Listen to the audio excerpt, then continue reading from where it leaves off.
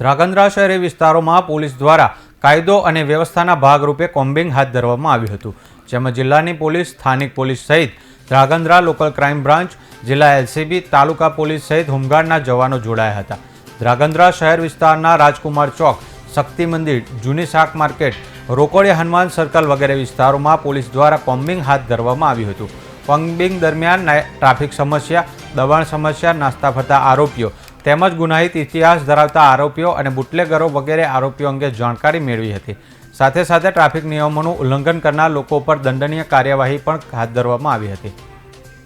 આજરોજ Dhrangadhra city police station વિસ્તારમાં મુચીવાડ છે, આંબેડકર નગર એ વિસ્તારની અંદર અને ધ્રાંગધ્રા સિટીમાં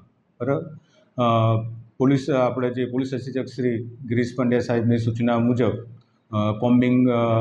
ધરવામાં આવેલું હતું, જેમાં એસઓજી, એલસીબી, પેરોલ ફલ્લો, નાસ્તા ફરતા squad, traffic, city police station, taluka police station અને ડિવિઝનના સ્ટાફ અને ડિવિઝન આપણા એસડીપીઓ શ્રી જીડી પુરોહિત સાહેબના માર્ગદર્શન હેઠળ ગોઠવવામાં આવેલું હતું, જેમાં નાસ્તા ફરતા આરોપીઓ, વોન્ટેડ આરોપીઓ, બુટલેગરો, HSMCR, જાણીતા ગુનેગારો આ બધાને ચેક કરવામાં આવેલા. દરમિયાન ટ્રાફિક અને કામગીરી પણ કરવામાં આવેલી હતી, જેમાં 202 BNS કલમ 281 મુજબ 285, પછી ગેરકાયદેસર હથિયારો જો કોઈ મળી આવતા હોય એ બાબતેનું, પછી